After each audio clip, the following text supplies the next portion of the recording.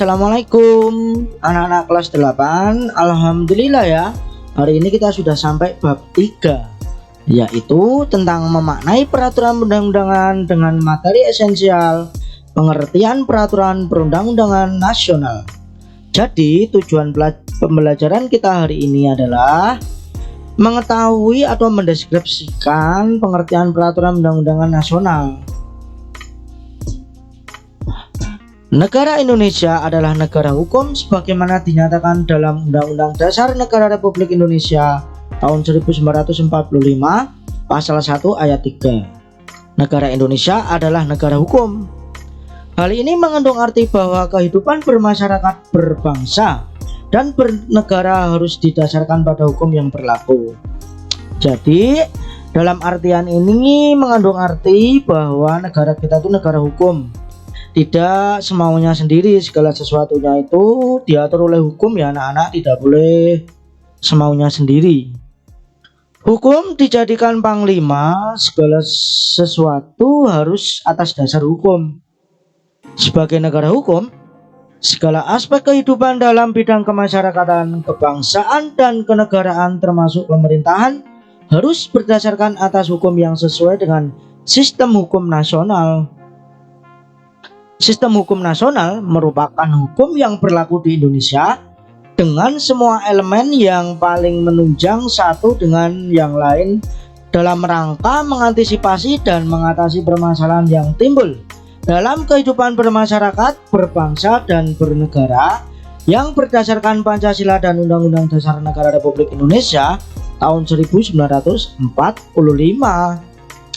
Jadi, sebagai negara hukum, semua bidang kehidupan yang ada di negara kesatuan Republik Indonesia kita ini semuanya harus berdasar pada hukum.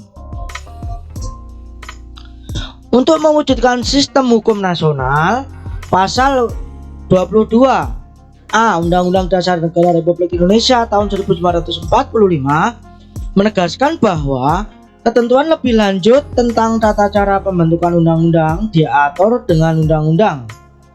Untuk menjabarkan ketentuan pasal 22A tersebut, ditetapkanlah Undang-Undang Nomor 12 Tahun 2011 tentang pembentukan peraturan undang-undangan. Namun materi undang-undang tidak hanya mengatur tentang undang-undang saja, tetapi memuat juga peraturan undang-undangan yang lain yang berlaku. Jadi Undang-Undang Nomor 12 Tahun 2011 itu adalah tentang pembentukan peraturan undang-undangan, di mana dalam undang-undang tersebut nanti tercantum bagaimana hierarki peraturan undang-undangan yang ada di Indonesia, anak-anak.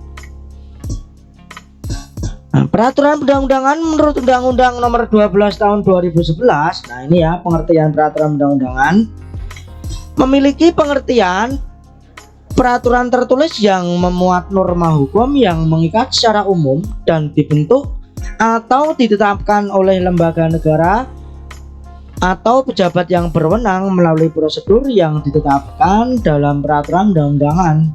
Jadi nanti ketika kalian keluar ulangan harian, misalnya ada soal seperti ini, apa yang dimaksud dengan peraturan perundang-undangan nomor 12 tahun 2011, kalian bisa menjawabnya peraturan tertulis yang memuat norma hukum yang mengikat secara umum dan dibentuk atau ditetapkan oleh lembaga negara atau pejabat yang berwenang melalui prosedur yang ditetapkan dalam peraturan perundang-undangan. Secara singkatnya kalian boleh sebut peraturan perundang-undangan adalah peraturan yang memuat norma hukum yang mengikat dan dibentuk oleh lembaga negara atau pejabat yang berwenang, itu sudah boleh. Selanjutnya, hukum memiliki berbagai bentuk hukum, baik yang tertulis maupun tidak tertulis. Hukum tertulis dalam kehidupan saat ini memiliki kedudukan yang sangat penting bagi kepastian hukum. Meskipun demikian, hukum tidak tertulis tetap diakui keberadaannya sebagai salah satu hukum yang mengikat masyarakat. Secara formal, kalian sudah mengenal berbagai bentuk peraturan undang-undangan di sekitar kalian. Misalnya, tata tertib sekolah, peraturan lingkungan rumah tangga, peraturan daerah, peraturan pemerintah, undang-undang.